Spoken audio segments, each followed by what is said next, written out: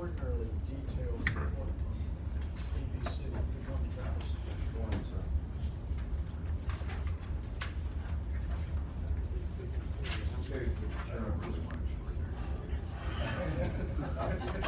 This was a, Well, we can cut the top and get to the bottom.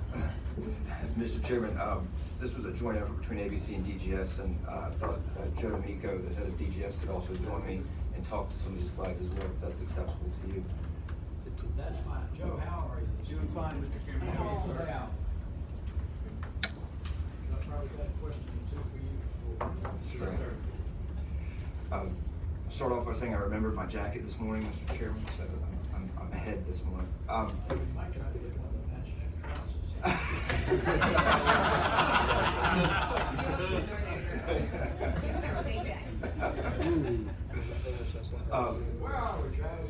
This morning we are going to walk you through the ABC DGS joint effort on planning for a warehouse central office. Where are you putting it? We have not made a final decision on locating that. We are in discussions to locate a site, but revealing that at this point would compromise our ability to negotiate competitively with some folks. Was it in Virginia? Yes, sir. It is in the metro area. We basically, the search area we created was bounded by 288 to the west and 295 to the east, and encircled the metro Richmond area in that way. I'm gonna kick off. All right. This is a joint effort between ABC and DGS. We've really been looking at these needs since 2014 when I came in to ABC. I think what you'll see here is an approach where we were able to leverage DGS's expertise and processes to leverage our business needs, look at our business needs, and kind of move forward with how we would implement a solution to the issue we face. And while we're becoming an authority, we also have enjoyed the opportunity to work with DGS, and we continue to look to work with them through this project. So just to walk you through a little bit of the background information, we occupied the current facility in 1975. Since that time, we've grown. We've got over 400 employees in that facility. A lot of issues with the facility of that age, capacity, having to subdivide offices, poor air circulation, that sort of thing. There you see a picture of the entire facility, a little over 21 acres. The warehouse itself was built by Rich Food about a decade before ABC built its central office, which is in that southeast-west corner, that little rectangle. The rest of that is the warehouse facility. Warehouse is almost 300,000 square feet and ships about 4.8 million cases a year out of that facility. The need, why we're here, the warehouse is at capacity, 90% capacity, and then 96% at the bottle pick area, which is an area that's going to need to continue to grow as we look at e-commerce and more folks wanting to look at being able to order specialized products from our facility. But really anything over 80 to 85% challenges our ability to move product around and get it efficiently out of our location into our 370 ABC stores. Like I said, 370 stores. We've opened about 40 stores in the last 6 years. Each store adds about 200 cases a week when we ship out. So continuing to grow stores increases the case count of the warehouse, continues to strain our capacity. The growth of our stores. Why don't we stop growing stores? Because new stores are about a third of our revenue growth year over year for our profits. So new stores continue to be a key to our strategy in growing profits.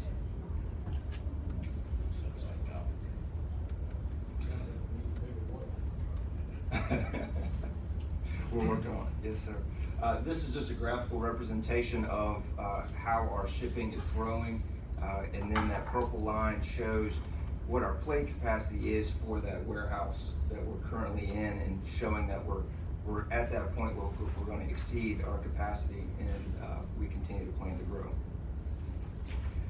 So kind of walking you through what we've looked at over the last few years. In 2014, the interim report the report by interim CEO Rick Holcomb identified the property as a need that we were going to have to look at in the coming years. We stood up an internal study in 2015 with ABC employees who looked at our facility and our needs. They recommended a new facility. In 2016, we took that information and worked with a private logistics company and an engineering firm to study our needs and kind of look at the stay or go options, what would work best for us, whether to stay in place and try to modify the facility or look to go elsewhere. That recommendation was to find a new warehouse in the central office on one site. That generated the budget request that came in 2016. The language that you all passed in 2017 had ABC working with DGS to explore a private option that the private sector might be able to provide to us, and then also looking at our needs once again going forward. So that language, what we took, we really started probably late February, early March of 2017, asked for a comprehensive plan for an operationally ready turnkey solution. So we took that to mean a facility that was ready to operate on day one. So working with a developer that said, okay, here are the keys, everything's in there, starts running. Material handling system, warehouse management system, which we found through this process is really the key to this facility. Many developers can build a box. It's what goes into that box that is key, and what drove a lot of our decisions as we talked to developers to try to figure out how do we move product efficiently and effectively through the process. You told us to consider a number of options: the lease or construction of new facilities, acquiring existing facilities that may be out on the market. You also instructed us to look at staying on the existing location to see if that was a potential solution, as well as using state property to locate this facility. So we called DGS into February, beginning of March, and really said, hey, can you help us out? And Mr. D'Amico and his team came in and helped run us through the process to get where we are today. So I'll turn it over to him to talk through that process. Good morning, Mr. Chairman, committee members. So based on the language in the Appropriations Act last year, what the General Assembly had asked us to do, ABC and DGS, was really maximize the opportunity for the developer community to really come in with some options, some creative options for solutions for ABC. With that, our approach in soliciting that work, we went out with two solicitations. One asking for a warehouse solution, one asking for a office solution, thinking that there's some developers that specialize in warehousing, some that specialize in office, but then also we provided an opportunity for developers to come in and offer on both. So again, we wanted to allow as much flexibility as we possibly could, again, based on the language and what it is that we were looking for. In addition to that, the solicitation, as Travis pointed out, talked to a turnkey solution, and that was again language that the General Assembly put in the Appropriations Act, which there is a method to that madness, and that is we went after all aspects of the project under this single solicitation, in that we looked at the site, the building design and construction, material handling, warehouse management system, and the financing. If we were to go through the conventional way to acquire all of those systems, all of those requirements, it would require 4 separate acquisitions. So what we're doing there then is we're increasing the time to have to get through site location, the AE design piece, the construction piece, material handling would be a separate procurement. So we did it all under a single acquisition process to, again, look at the efficiencies to be able to pull this together as quickly as we could. In addition to that, it puts one developer responsible for all aspects of the project. We're not going to get in a situation where the material handling guy is pointing at the building guy saying the building wasn't ready, so I couldn't do my MHE, or the MHE guy, or the construction guy saying, well, the MHE guy didn't put the equipment in the building properly and it's their fault. So again, we've assigned responsibility to one developer to deliver the entire project.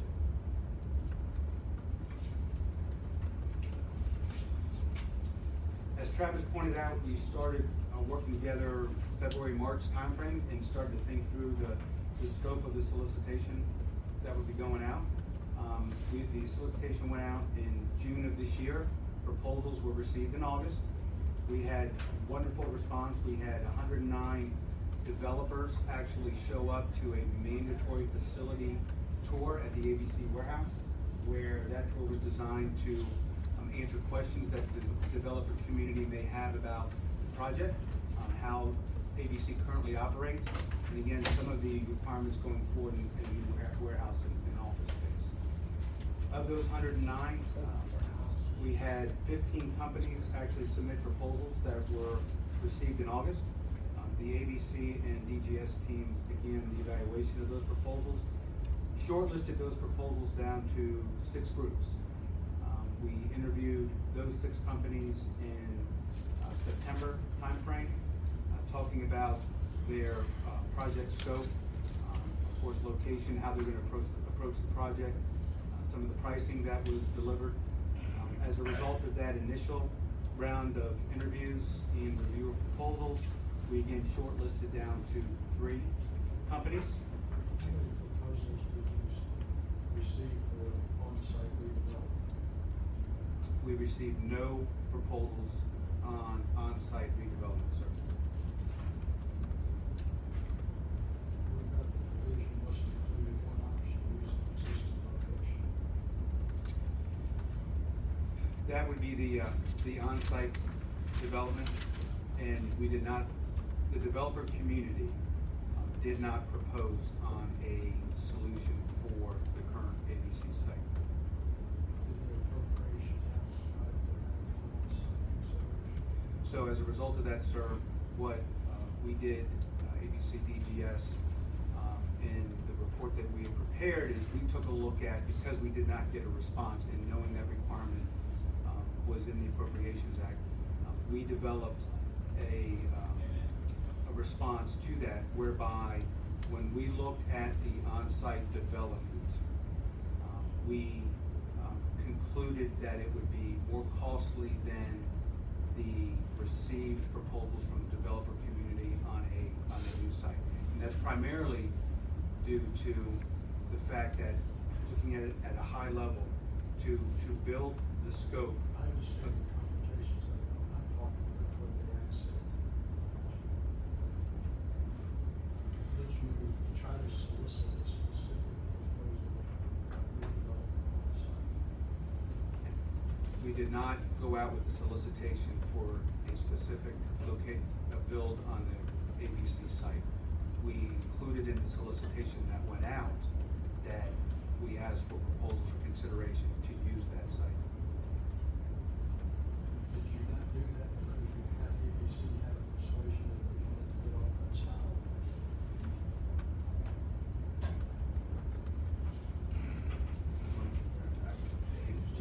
I can tell by your awkwardness that, I'm not getting no fuzzy from you guys. No, sir, that was not the case. We clearly stated in the solicitation that site was available, as were other state surplus sites. And with the thought that the developer community, based upon their ability to develop these types of projects, if that were the most cost-efficient and effective way to go, our thought was that they would have come back with a proposal to deliver a development on the current ABC site or on one of the state surplus sites. And what we'll see later in the presentation, even the state surplus property sites, we did not receive proposals back from the developer community. And when we looked at it and evaluated the sites, they just weren't in the right location. They had issues with the sites from the standpoint of being able to build upon them from a wetland standpoint. So it's not that it was publicly posted. Here's this, on getting to a new site, capitalized cost of it, statute would be the cost of the land. Right. Yes, sir. And what is the debt on your current site? It is owned by the state. I don't know what you have to discuss some parking questions. Mr. Chairman, since we're getting into that, I never realized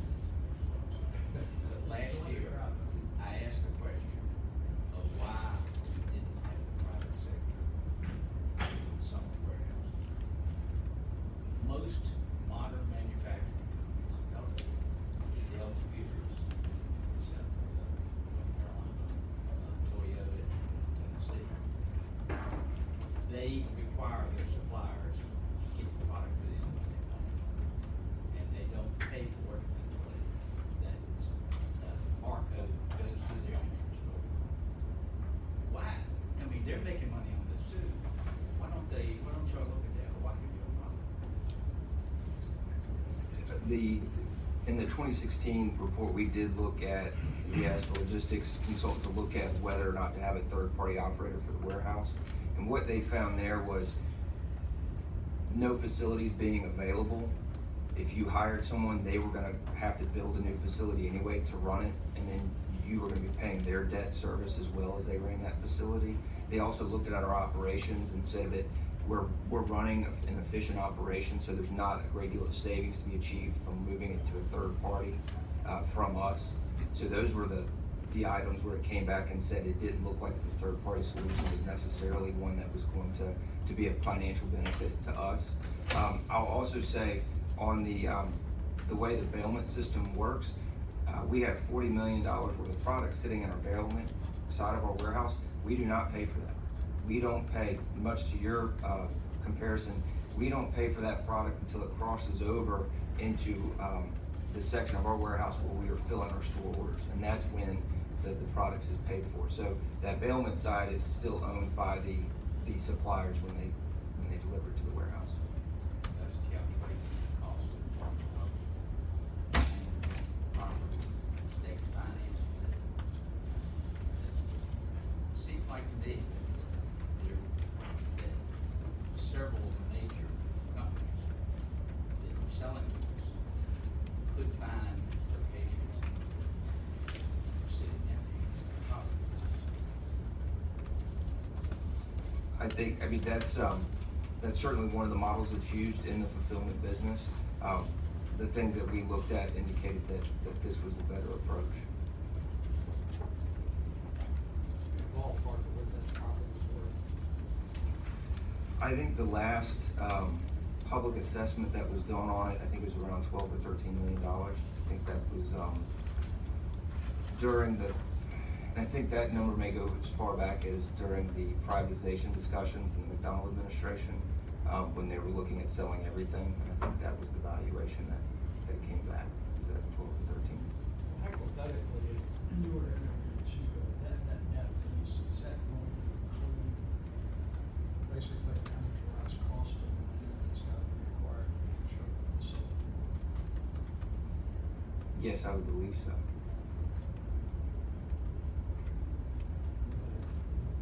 Private developer require the land and do the construction and enter into the lease with ABC? That was, we were tasked with finding a number of financing options. That was one of the ones that was proposed. We think that the best financial benefit to the Commonwealth would be the developer building that facility, us entering into a lease, and then purchasing it a year after. So we would have 1 year lease, and then we would be able to issue the debt and purchase the building. Well, I don't work in this area of the world, but I have heard of developers taking those net leases, figuring out what the cap rate is, turn around and sell it. If you have a prohibition on lease management, include that. Yes, I believe so. I would look to DGS on lease terms. The way we have been speaking with the developers is that it would be a 1 year lease with an understanding it would convey to us. There is no third party sale.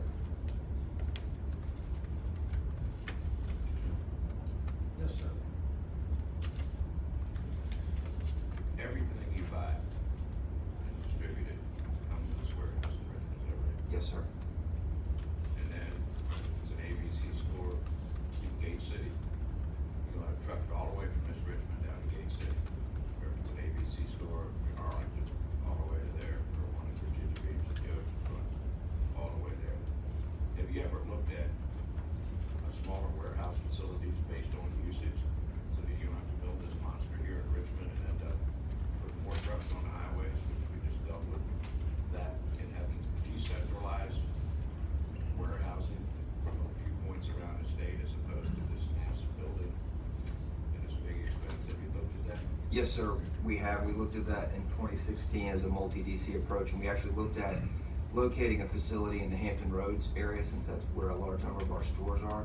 What we found is there were a number of duplicated expenses with finding a building, running the material handling warehouse management system.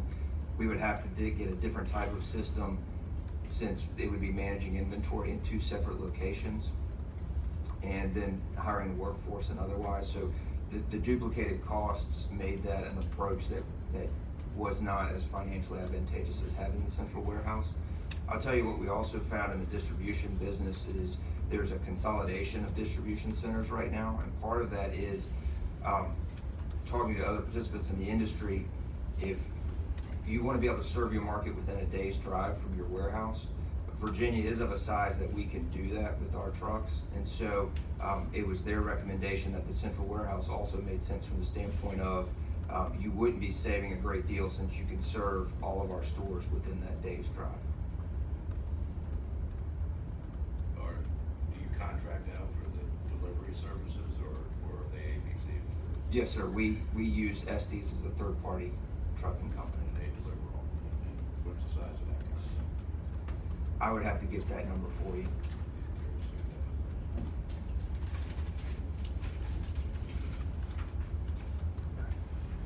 Digressing just a minute, remind me of the difference between the current structure we had before we started transitioning to a bar. What are the legal distinctions? The ABC Authority legally is out from the the Personnel Act, the Procurement Act, and VITA, mandatory services from VITA. We have a 5-member part-time board instead of a 3-member full-time board. Those are the kind of the key structures, but legally with the authority, the statute sets it up as independent from the executive, legislative, judicial branch as this independent authority. But we continue to have our CEO and board appointed by the executive branch, and of course, we work with you all on the revenue side. Under the proposals that you have reviewed, are there any modernization that can be implemented for whatever robotics or glass you can increase your FTE count? In the current facility, that would be difficult. In the facility you hope to go to? The future facility, I had referenced some of the technology, some of the systems, fulfillment systems. We would be able to streamline our workforce based on the capabilities that this would give us. Was that a consideration as you all were embarking on the hiring process? Yes, when we put the RFP out, we had them tour the facility, but that tour wasn't to tell them, build us exactly what we have. That tour was to show them some of our choke points, some of our challenges, and then invite them to bring creative solutions back to us. And that was part of that thinking and solutioning is fulfillment systems now are much more automated. They can put packages on the conveyors, and then we go a lot higher. We'd probably go 15 feet higher than what we are now. So you'd have accumulation conveyor so they can pick that, and it accumulates in the ceiling and comes down for fulfillment. Sure. It seems like we're having a conversation this morning that we probably should have had a year ago, if we're going to go a different direction. But based on where we're at now, y'all have the authority to move forward unless we throw a roadblock. The language that is in the governor's introduced budget does authorize us to continue moving forward with the plan that we've put in place. I think what we would need is the capital side. It's in the introduced bill for that as well. Sure. Is there an advantage to your, at least purchase, or is that just a duplicate of what we're comfortable with? I guess I'm trying to understand the question. Those you're offering just has a delay in Right. acquiring. Right. What's the reason? Part of it was the advantageous structuring of the deal and letting one single contractor take the risk in building the building and then us leasing it for a year and then taking ownership of it. It does delay when the debt would be issued. I don't think we would have debt service until 2023 under the plan that we've put forward, because we would occupy the building middle of 2021, so the lease would run to 2022, and then you'd issue the debt and service it at that time. So the question of what euphemistically called debt service, paying a lease expense, which has got to be able to get somebody's debt service and somebody's amortized capitalization costs. Paying, I don't know what you call it. Right? Yes, sir, we're not paying it for Virginia. I guess the concern to us, I guess, is the money that you're able to spend on the rest of the city spend otherwise. Is your business model indicate? You're getting to the bottom line. Is your business model indicates you have to adjust prices up, or it's gonna work out, or you're be able to? We had PFM, which is a company under contract with Treasury, come in and look at that very question of the cost on the building, and they determined that with this approach, it would not impact our transfer of profits. And I think what's important to also understand is the comparison point. If we decide to stay in place, there are still funds that we have to expend in order to maintain our facility. We're still looking at having to install a new material handling system at some point, upgrading our warehouse management system as well. We've also deferred a lot of maintenance on this building because we've not wanted to invest a great deal in it. If we are going to move, those things would have to go forward. So what PFM looked at, the stay versus go, our profits would be impacted if we stayed. We had the discussion about opening new stores. At some point, we're not going to be able to move the amount of product we need to open new stores. So those new store openings would slow down or stop. The additional spend we'd have to make. So taking those two comparisons, it is better for us in transferring of profits to you all to relocate to a different facility that has greater capacity. As you all embarked on this process, were some of the visionary considerations of the city of Richmond taken into consideration? No, sir.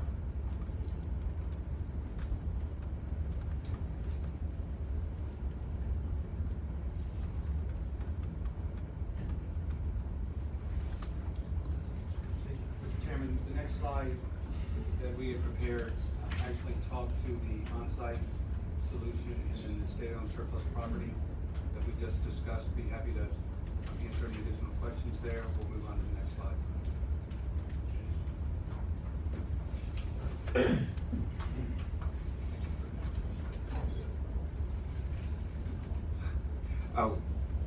Touching on I think we've touched on the financial and timing impacts also with some of y'all's questions.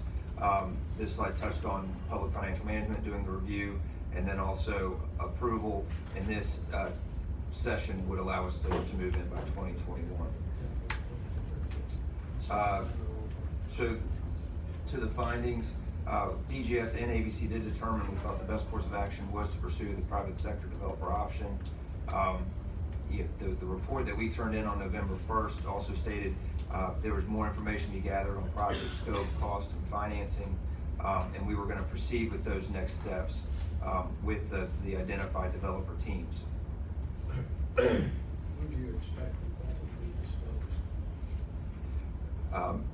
We think we'll have numbers available for you all by next week for consideration into the budget. That's our developer is driving towards a deadline either this week, beginning of next, and being able to give you all a pretty good number. As I noted, one developer has been selected to continue to work with on scoping out the warehouse and office schematic design, making sure that we're getting what we said we wanted, and understanding the pricing behind that, finalizing that site location that you had asked about, Senator Norman, and then just looking at that cost and schedule to make sure that we know what we're going to do and when we're going to do it and how much it's going to cost us. So. Doug, do you have anything to add? Sure.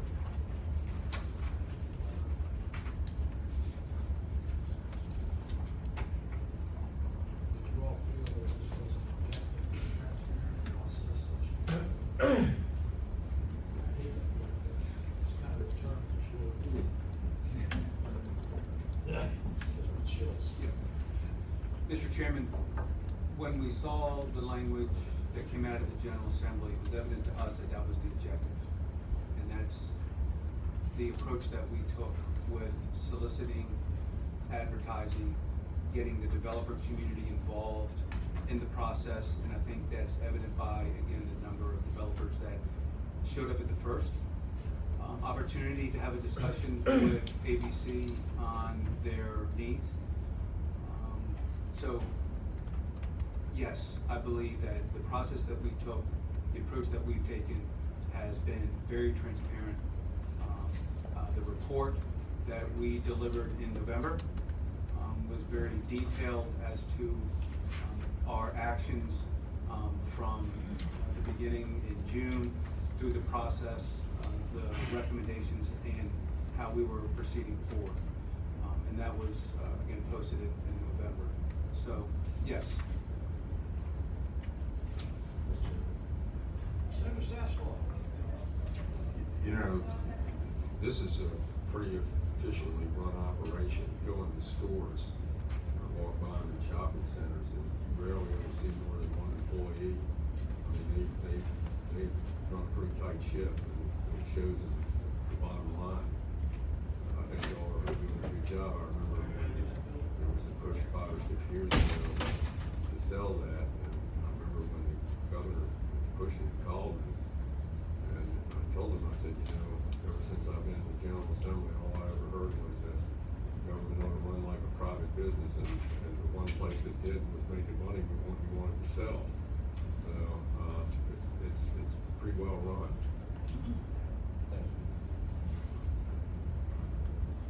On slide 10, you indicated that facility tour attended by 109. Approximately how many developers was acceptable in 109 developers? No, sir, it was not 109 developers, and I'll have to get you that exact number. I don't have that number off the top of my I head. would expect that probably 17. They, likely the developers brought teams in, again, when we looked at how we approached from the turnkey side of the house, experts in warehouse, logistics, office, planning, brought in the warehouse management system and the material handling equipment contractors. Yes, sir. I mean, they were probably full teams with multiple disciplines involved with those teams. Mr. Chairman, Senator Sasslaw. what percentage of your sales are in planning district A, Central New York? Depends on whether you're there or Well, I think you're not making any money off of it, I can tell you that.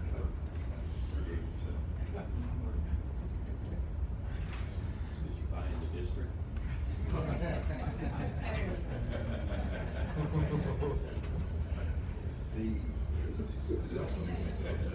The Northern Virginia Planning District, I can't give you a percentage right off. I can tell you that gross sales are 270 million, adjusted net profit 47.5 million in the Northern Virginia.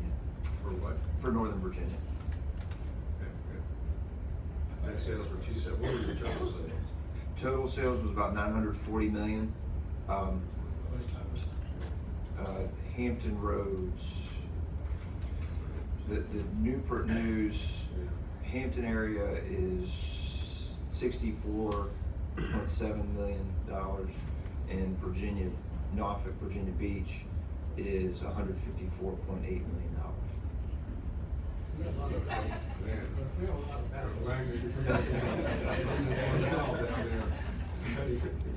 Get twice our population, I gotta catch up. Mr. Chairman, do you all have any much sales in the way of south side or southwest, or are they still drinking the stuff without the federal stamp?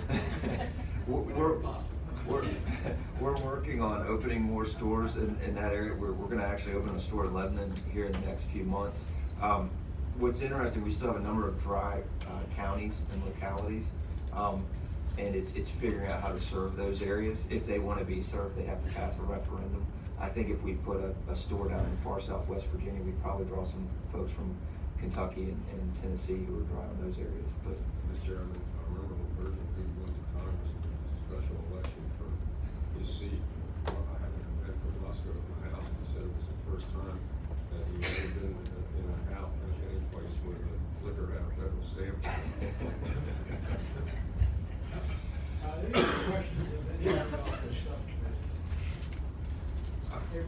you have anything else this morning?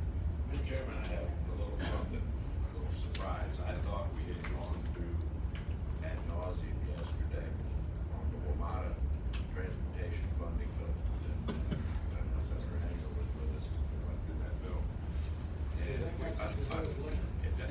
it does have something to do with Cat 5, like Mr. Chairman, I think so. Because we went through that bill, and I know Senator Hanger will remember, there was no mention whatsoever. Now, we were doing a conceptual bill. We were doing a conceptual bill. There was no hard document in front of us, which always causes me great cause for concern. We go through there was no talk of that, no talk of any of that, as Senator Hager will remember.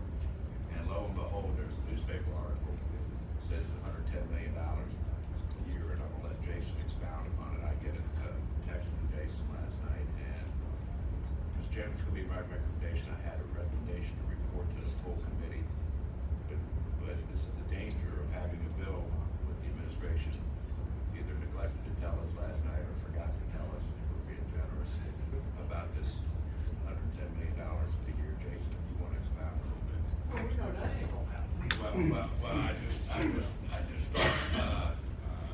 this thing needs to cook a little longer, Mr. Chairman, at least let this committee look at it. Jason, want to talk about it? Yes, Mr. Chairman, we had only received about an hour before the subcommittee met a draft, a very rough draft of the substitute bill. And it How had. much did that come, sir? I'm just It came very from, inquisitive. Mr. Chairman, it came from legislative services, certainly, the governor's office on behalf of the patron senator, Senator Parker. So is it administration substitute? It remains Senator Saslaw's bill that is being negotiated with the administration staff. Has not yet been intimately involved in the process.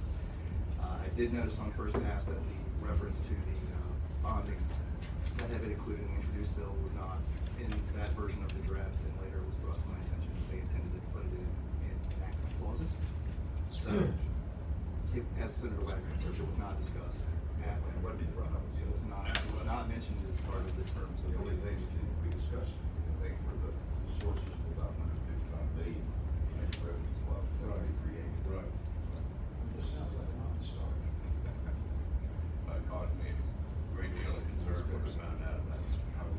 Mr. Chairman, the subcommittee yesterday did recommend on a 411, a recommendation for reporting to the full committee, but that was not based on sort of the later breaking portions of the terms were not fully vetted through the subcommittee. I don't know at the moment whether or not we want to keep the bill in the subcommittee for additional work or continue to evolve the concepts as the bill is adopted for next week. Yeah, pull it back. Yeah. Over the years, I have learned many times, you don't get a particularly good product where you have draftsmanship by a 15-person committee. Especially where there might be geographical differences on an issue like this, but Senator Hanger and Senator Wagner were there, and so uncharacteristically, be happy to confer with individual votes on that. Better hope we bring it back to the committee, because I really want to see a hard copy. If we're going to strike that That's right. right. So I think technically next Thursday, we're going to be actually been asked to pull it back to the subcommittee. Take a look. They got time to get a hard copy in front of us. Yeah, they will. I'm tired of this conceptual The stuff. thing is, they're moving. But I know we can do next Tuesday, does that effectively include doing some work between now and then? Not at all, no. And, Why don't you have a meeting with the rest of the subcommittee today? That's what I was thinking. yes, pull it back. Not a problem. And I'll just move to reconsider the vote. Yeah, okay. Report from All right, do that. Any other benign subject? All right, thank all of you very much. That is subcommittee.